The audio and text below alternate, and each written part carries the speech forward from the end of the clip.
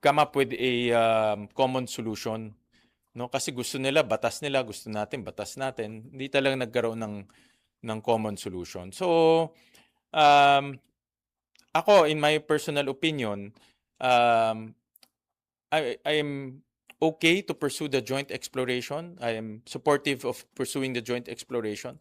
Wag lang ma-diminish o maisalang-alang yung ating sovereignty and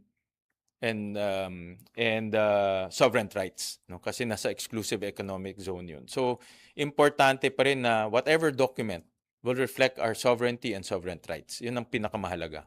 Pero sir, okay sa inyo yung 60-40? Depende kung ano yung in our constitution, in our laws, pwedeng ang share ng government is 40%. So, ganyan rin sa Malampaya, 60-40 share ng gobyerno, 40% buo sa atin. Pero lahat ng cost sa kanya. Siya bahala sa drilling, siya bahala kung may makukuha doon o wala. Lahat ng cost sa kanya. In the Malampaya model, ganun din. And that's the model na sinusundan natin. Pero batas natin yun, ha? So kung merong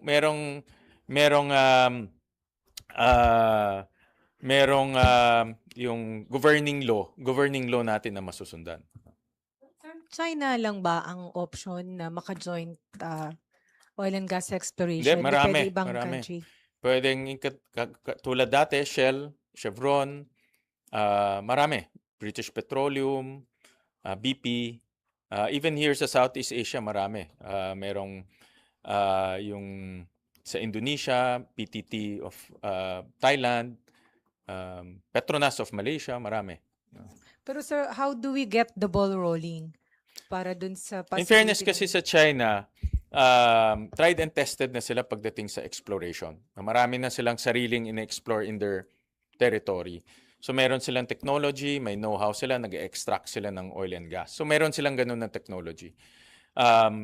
Tayo may resources naman. So pwede natin gamitin yung technology nila, yung know-how nila. But ang governing law dapat sa atin. Kasi ganun ang model natin sa lahat ng gustong mag-explore sa ating bansa.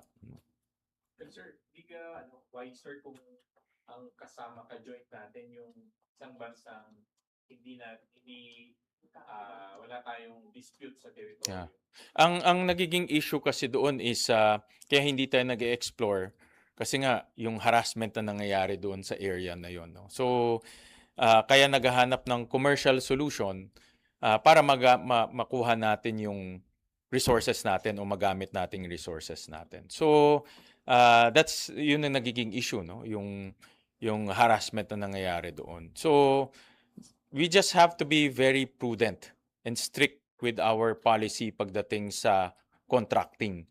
Pwede nga mag-commercial solution, but importante na batas natin masusundan at hindi natin diminish o mapapalabnaw yung position natin, especially sa sovereignty and sovereign rights.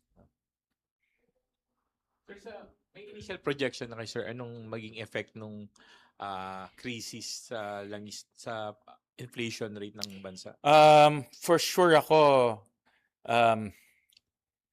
I think nagmaglalaro yan between 3%. Internal ano namin to, internal between 3 to 4%. Ang target natin 2 to 4, no? But I don't think it will reach the low end, no? I am sure it will be probably 3 to 4.5. Yun ang aming internal projections. But tomorrow we'll know that.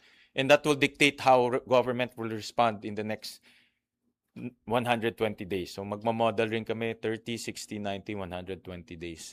So kasi from there, pag nakita natin malaki ang increase tomorrow, sigurado ako kakalat yan sa ibang mga produkto. Kaya dapat ready mag-intervene ang gobyerno.